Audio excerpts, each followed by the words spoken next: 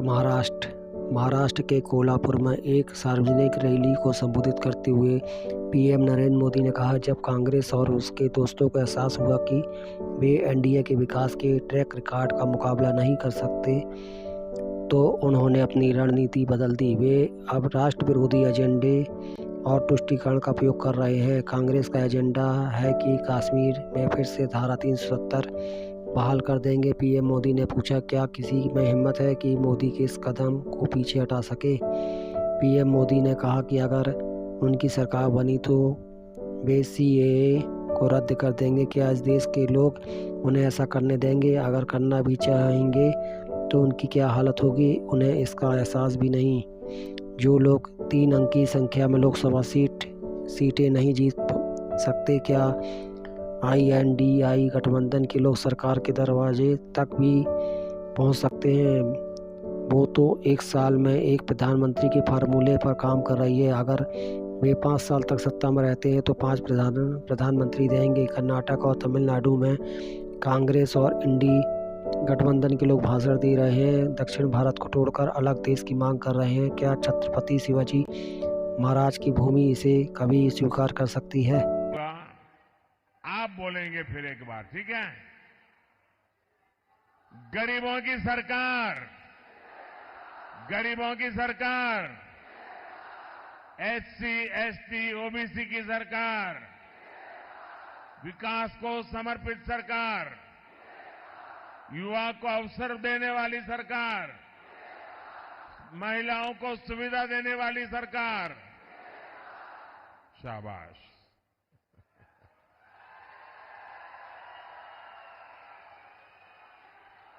भाई और बहनों,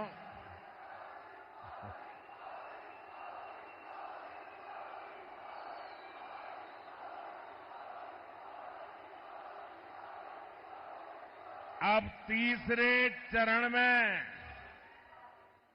बॉल कैरियर की जिम्मेदारी कोल्हापुर वासियों के पास आने वाली है। मुझे विश्वास है आप ऐसा गोल दागेंगे,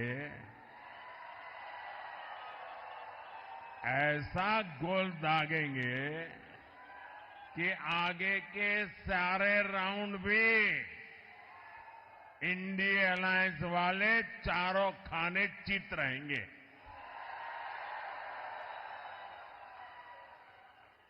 क्योंकि ये पूरा देश जानता है, जगत भारी कोल्हापुरी, जगत भारी। साथियों, चुनाव के पहले ही मैंने कहा था, ये चुनाव विकसित भारत के संकल्प का चुनाव है। लेकिन जैसे ही कांग्रेस पार्टी और उसके दोस्तों को ये एहसास हुआ कि वो विकास के ट्रैक रिकॉर्ड में एनडीए की बराबरी नहीं कर सकते, उन्होंने अपनी रणनीति बदल दी। इसलिए इंडिया अलायंस वालों ने खुलकर देश विरोधी एजेंडा और तुष्टीकरण के हथकंडों का इस्तेमाल करना शुरू कर दिया है। अब कांग्रेस का एजेंडा है कि वो सरकार में आने के बाद कश्मीर में आर्टिकल 370 वापस ले आएंगे। क्या आप ऐसा करने देंगे?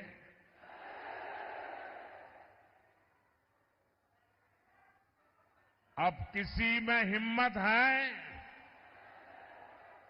कि मोदी के इस कदम को पीछे हटा सके?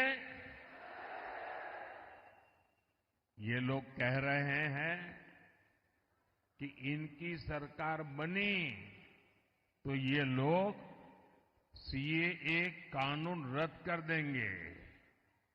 क्या ये देश उनको करने देगा? और अगर करने जाएंगे तो उनकी हालत क्या होगी, उनको पता है क्या? अब आप मुझे बताइए, जिन लोगों के 3 अंकों में लोकसभा सीट जीतने के लाले पड़े हो, क्या ये इंडिया अलायंस वाले सरकार के दरवाजे तक भी पहुंच सकते हैं क्या? और उनका तो हाल ये है जी, वो ऐसी फॉर्मूला बना रहे, 1 साल 1 पीएम, ये फॉर्मूला निकालने में लगे हैं।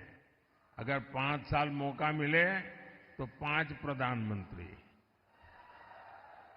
अब इनको इसकी आदत हो गई। कर्नाटका में भी अभी सरकार बनी, उनकी पार्टी, उनका विजय। फॉर्मूला क्या? 2.5 साल 1 मुख्यमंत्री, 2.5 साल के बाद जो डेप्यूटी सीएम है वो मुख्यमंत्री। ये खेल खेल रहे। इन्होंने छत्तीसगढ़ में फॉर्मूला बनाई थी, 2.5 साल 1 मुख्यमंत्री, दूसरे 2.5 साल दूसरा मुख्यमंत्री। उन्होंने राजस्थान में फॉर्मूला बनाई थी, 1-2.5 साल 1 मुख्यमंत्री, दूसरे 2.5 साल। और हुआ क्या? ये फॉर्मूला निकालने वाले लोग 5 साल में 5 प्रधानमंत्री देश पर थोपने के सपने देखने वालों को ये देश कभी भी सहन करने वाला नहीं है। और इसलिए ये लोग देश पर गुस्सा उतार रहे हैं। कर्नाटका और तमिलनाडु में कांग्रेस और इंडिया अलायंस के लोग क्या भाषण कर रहे हैं? दक्षिण भारत को तोड़कर अलग देश बनाने की मांग कर रहे हैं। आप मुझे बताइए, अहद पेशावर, अहद पेशावर, तहत तंजावर, हिंदवी स्वराज्य।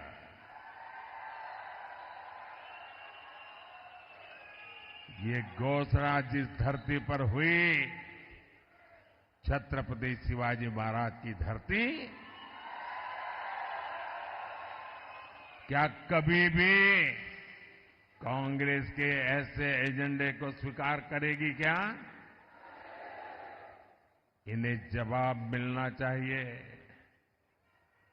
मिलेगा कि नहीं मिलेगा? तगड़ा जवाब मिलेगा। साथियों, अयोध्या में राम मंदिर का 500 साल पुराना सपना पूरा हुआ।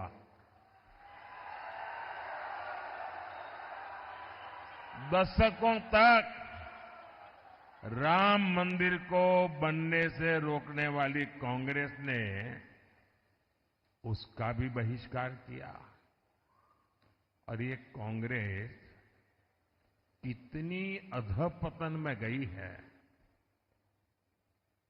ये राम मंदिर के जो ट्रस्टी है ना, ये अच्छे लोग हैं, तो कांग्रेस के सारे पाप माफ कर दिए और घर जाकर के निमंत्रण दिया कि नहीं भाई चलो, जो हो गया आओ। उन्होंने उस निमंत्रण को ठुकरा दिया। क्या कोई कभी प्रभु राम के दरबार में जाने का निमंत्रण ठुकरा सकता है क्या? ऐसे लोगों पे भरोसा कर सकते हैं क्या? अरे कांग्रेस वाले, जरा आईने में चेहरा देखो। वो अयोध्या के अंसारी, अयोध्या का वो अंसारी परिवार जो जिंदगी भर राम मंदिर के विरुद्ध अदालत में केस लड़ता रहा। उसके पिताजी भी लड़ते रहे, वो भी गुजर गए, वो भी लड़ता रहा। लेकिन जब न्यायालय ने कहा कि भाई ये राम मंदिर है, तो वो अंसारी खुद प्रभु राम के प्राण प्रतिष्ठा के कार्यक्रम में आकर के वहां मौजूद रहे। जिंदगी भर लड़ाई लड़ी, लेकिन फिर राम के शरण आए और ये राम का निमंत्रण ठुकरा दिया। जो राम को ठुकराएगा उसको आप क्या करोगे? आप क्या करोगे? आप क्या करोगे? जो डीएमके पार्टी, वो उनकी खासम खास वो कह रही है, सनातन को गालियां देने पर अब उतारू है। कहती है ये सनातन तो डेंगू है, मलेरिया है। और जो लोग सनातन के विनाश की बात करते हैं, उन्हें इंडी अगाड़ी के लोग महाराष्ट्र बुलाकर उनका सम्मान करते हैं। ये दृश्य देख करके मुझे तो सोचता हूं बाला साहब के पर कितनी बीती होगी, बाला साहब ठाकरे के मन पर कितनी चोट पहुंची होगी। ऐसे लोग हैं ये। इतना ही नहीं, इंडी अगाड़ी वोट बैंक की राजनीति में इतना गिर गया है कि शिवाजी महाराज की धरती पर ये औरंगजेब को मानने वालों से जाकर के मिल गए हैं। नकली शिवसेना इन सब एजेंडों में इन लोगों के साथ कंधे से कंधा मिलाकर चल रही है। आज बाला साहब ठाकरे होते तो इनकी ये हरकतें बहुत दुखी करती, और आज भी उनकी आत्मा जहां भी होगी सबसे ज्यादा दुखी उनके इन कारनामों से होती होगी। साथियों, तुष्टीकरण और वोट बैंक की राजनीति करने वालों की नजर अब लोगों की कमाई और दलित पिछड़ों के आरक्षण पर पहुंच गई है। कांग्रेस के शहजादे, उन्होंने घोषणा की है कि वो आपकी संपत्ति की, महिलाओं के गहने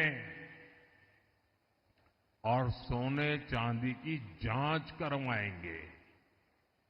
आपकी कमाई को कांग्रेस उन लोगों में बांटेगी जिनका ये देश पर पहला हक है, ऐसा बताते हैं। तुष्टीकरण के लिए कांग्रेस किसी भी हद तक गिर सकती है। साथियों, कांग्रेस ने एक और ऐसी घोषणा की है जो महाराष्ट्र के हर मतदाता को जानना जरूरी है। कांग्रेस ने ऐलान किया है कि आप जीवन भर जो कमाएंगे, अपने बच्चों के लिए जो कुछ भी जोड़ते रहेंगे, वो पूरा का पूरा आपके संतानों को नहीं मिलेगा। आज आपके पास गाड़ी है तो आप अपने बेटे को दे सकते हैं, घर है दे सकते हैं, खेत हैं दे सकते हैं। ये कांग्रेस के शाहजादे फॉर्मूला लाए हैं।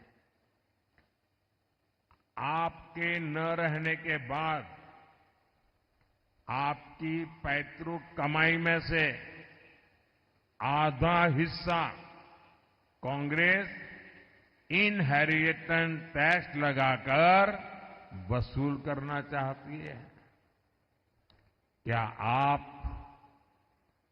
अपनी मेहनत करके जो कमाई की है, पाई पाई बचाई है बच्चों के लिए, क्या उससे आप लूटने देंगे क्या? ये कांग्रेस की सरकार जो सपने देखती है उसको पूरा होने देंगे क्या? साथियों, महाराष्ट्र बाबा साहब आंबेडकर, छत्रपति साहू जी महाराज, ज्योतिबा फुले की धरती है। महाराष्ट्र की ये धरती सामाजिक न्याय का प्रतीक है। लेकिन कांग्रेस और इंडी अघाड़ी ने सामाजिक न्याय की हत्या करने की भी ठान ली है। हमेशा बाबा साहब का अपमान करने वाली कांग्रेस अब दलितों, पिछड़ों के आरक्षण पर डाका डालने की तैयारी में है। कांग्रेस महाराष्ट्र समेत पूरे देश में आरक्षण का अपना कर्नाटका मॉडल लागू करना चाहती है। और ये कर्नाटका मॉडल क्या है? इस देश के दलितों ने, आदिवासियों ने, पिछड़ों ने, एससी, एसटी, ओबीसी सबने समझने जैसा है जी। बड़ा भयंकर है मॉडल। कर्नाटका में कांग्रेस सरकार ने ओबीसी कोटे में जो 27% आरक्षण है वो मुसलमानों को देने के लिए उन्होंने क्या किया? रातों रात एक कागज पे थप्पा मार करके सभी मुसलमानों को ओबीसी बना दिया रातों रात। और इसके कारण वो ओबीसी का जो कोटा था उसके हकदार बन गए। और जो ओबीसी को मिलता था वो पूरा का पूरा उन्होंने लूट लिया। भाइयों, अब ये फॉर्मूला ये पूरे देश में लागू करना चाहते हैं। आप करने देंगे क्या? करने देंगे क्या? 2012 में इंडी गठबंधन की सरकार ने ये कोशिश की थी, तब ये सफल नहीं हो पाए थे। इसलिए अब कांग्रेस संविधान बदलकर दलित, पिछड़ों का आरक्षण धर्म के नाम पर बांटना चाहती है। ओबीसी के आरक्षण पर यह डाका क्या कभी कोई बर्दाश्त कर सकता है क्या? आप बर्दाश्त कर सकते हैं क्या? आप स्वीकार कर सकते हैं क्या? जिन लोगों ने कर्नाटका में पिछड़ों का आरक्षण छीना है उन्हें देश में एक इंच भी सफलता नहीं मिलनी चाहिए, अवसर नहीं मिलना चाहिए। साथियों, कांग्रेस और इंडी अघाड़ी का एक ही एजेंडा है, सरकार बनाओ, नोट कमाओ। लेकिन हमने इन 10 वर्षों में समस्याओं के स्थायी समाधान के लिए काम किया। एनडीए ने युवाओं और महिलाओं को केंद्र में रखकर काम किया। एनडीए ने आत्मनिर्भर भारत अभियान चलाया ताकि देश में उद्योग बढ़े। एनडीए ने स्टार्टअप इंडिया अभियान शुरू किया ताकि युवाओं को ज्यादा अवसर मिले। आज स्टार्टअप्स के मामले में भारत दुनिया में तीसरा सबसे बड़ा देश है। आज दुनिया में दूसरे नंबर पर सबसे ज्यादा मोबाइल फोन बनाने वाला भारत है। यानी जिस युवा को कांग्रेस ने नौकरी और रोजगार के लिए तरसा दिया था, भारत का वो युवा अब दुनिया की अर्थव्यवस्था को दिशा दे रहा है। अगले कार्यकाल में भाजपा एनडीए युवाओं को और ज्यादा अवसर देने के लिए प्रतिबद्ध है। इसलिए भाजपा ने घोषणा की है कि मुद्रा योजना के तहत अब 10 लाख के बजाय 20 लाख रुपए का लोन दिया जाएगा, बिना गारंटी दिया जाएगा। अगले 5 साल में हमारी सरकार इंफ्रास्ट्रक्चर पर रिकॉर्ड निवेश करेगी। इससे भी युवाओं के लिए रोजगार के नए अवसर बढ़ेंगे। साथियों, विकास में महिलाओं की भागीदारी विकसित हो और विकसित भारत की एक गारंटी है। इसलिए महिलाओं के लिए अवसर, उनकी सुरक्षा, ये मोदी की गारंटी है। पहले जिन सेक्टर्स में महिलाओं के काम करने की पाबंदी थी, मोदी ने उस पाबंदी को खत्म कर दिया। हमारी सरकार ने रोजगार मेलों के जरिए सरकारी नौकरी में लाखों भर्तियां की है। इससे सरकारी नौकरियों में भी महिलाओं की भागीदारी बढ़ी है। महाराष्ट्र में, यहां कोल्हापुर में सहकारी समितियों में महिलाओं की बहुत बड़ी भूमिका है। हमारी सरकार ने पहली बार अलग सहकारी मंत्रालय बनाया। हमने महिलाओं को आर्थिक रूप से मजबूत बनाने के लिए सेल्फ हेल्प ग्रुप का एक बड़ा आंदोलन खड़ा किया। इसी का नतीजा है कि पिछले 10 साल में 10 करोड़ महिलाएं सेल्फ हेल्प ग्रुप से जुड़ी हैं। यहां महाराष्ट्र में भी पिछले 10 वर्षों में सेल्फ हेल्प ग्रुप से जुड़ी महिलाओं को हजारों करोड़ रुपए की मदद दी गई है। अब हमारी सरकार सेल्फ हेल्प ग्रुप की 3 करोड़ महिलाओं को लखपति दीदी बनाने का संकल्प लेके काम कर रही है। साथियों, आज यही नारी शक्ति जब मोदी का सुरक्षा कवच बनकर खड़ी है तो कांग्रेस वालों की जरा तकलीफ ज्यादा ही बढ़ जाती है। और आप भूलिएगा नहीं, वीरांगना ताराबाई के देश में कांग्रेस के युवराज शक्ति का विनाश करने की बातें करते हैं। साथियों, कोल्हापुर विकास और विरासत की संभावनाओं से भरा क्षेत्र है, लेकिन इंडी अगाड़ी की सरकारों ने इस क्षेत्र की इतनी उपेक्षा की। आज केंद्र की एनडीए सरकार और मुख्यमंत्री एकनाथ शिंदे जी, देवेंद्र फडणवीस और भाई अजीत पवार की सरकार कोल्हापुर के विकास के लिए दिन रात काम कर रहे हैं।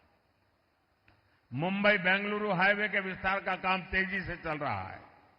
शक्तिपीठ एक्सप्रेसवे के जरिए महाराष्ट्र का एक बड़ा हिस्सा आधुनिक कनेक्टिविटी से जुड़ने जा रहा है। हमने कोल्हापुर और क्षेत्र के नई ट्रेनें दी है और भविष्य में यहां वंदे भारत ट्रेनें भी चलेगी। हमने कोल्हापुर वैभववाड़ी रेलवे लाइन को मंजूरी दी है, जिससे कोंकण क्षेत्र की कनेक्टिविटी और बढ़ेगी। कोल्हापुर एयरपोर्ट के लोकार्पण का सौभाग्य भी मुझे ही मिला है। भाई और बहनों, इस क्षेत्र में अंबाबाई शक्तिपीठ का आशीर्वाद प्राप्त है। आने वाले समय में अच्छी सड़कों और सुविधाओं के कारण लाखों भक्त अंबाबाई के दर्शन करने आएंगे। यहां उद्योग, व्यापार और पर्यटन से जुड़े अवसर पैदा होंगे। आप मुझे बताइए, मोटा कमीशन न मिलने तक फाइलों को दबाकर बैठने वाले लोग, याकूब मेनन की कब्र को संवारने वाले लोग, उनसे आप कोल्हापुर का, महाराष्ट्र का भाग्य बदलने की उम्मीद कर सकते हैं क्या? ये लोग महाराष्ट्र को आगे लेकर जा सकते हैं क्या? साथियों, 7 मई को महाराष्ट्र और देश का भविष्य तय करने के लिए एक बड़ा अवसर आ रहा है। मेरा आप सबसे अनुरोध है कि कोल्हापुर से एनडीए के उम्मीदवार भाई संजय मांडलिक जी और हाथकणंगले से धैर्यशील माणे जी, इनके पक्ष में भारी संख्या में मतदान करके मोदी के हाथ मजबूत कीजिए। आप इनको जो वोट देने वाले हैं ना, वो वोट सीधा सीधा मोदी को जाने वाला है।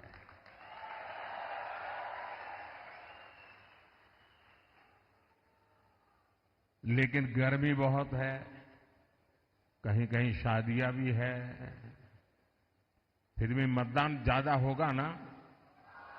आप घर घर जाएंगे, मतदाताओं को जगाएंगे, आप पोलिंग बूथ जीतेंगे, मतदान के पुराने सारे रिकॉर्ड तोड़ेंगे, पक्का? अच्छा, मेरा एक काम करेंगे, ये मेरा पर्सनल काम है, करेंगे? जरा हाथ ऊपर करके बताइए, करेंगे? करेंगे? मेरा एक काम करना,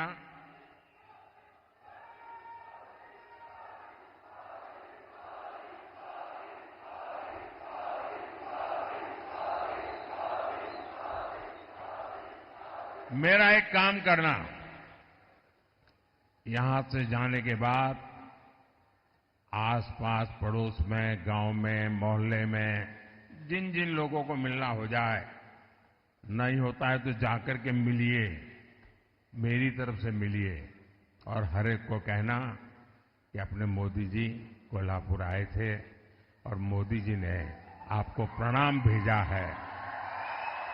घर घर मेरा प्रणाम पहुंचा देंगे। आप जब हर परिवार में मेरा प्रणाम पहुंचा देंगे ना, तो हर घर के लोग मुझे आशीर्वाद देंगे। और हर परिवार से जब मुझे आशीर्वाद मिलेगा तो मेरी ऊर्जा अनेक गुना बढ़ जाएगी और वो ऊर्जा आपके लिए काम आएगी, क्योंकि आपका सपना यही मेरा संकल्प है।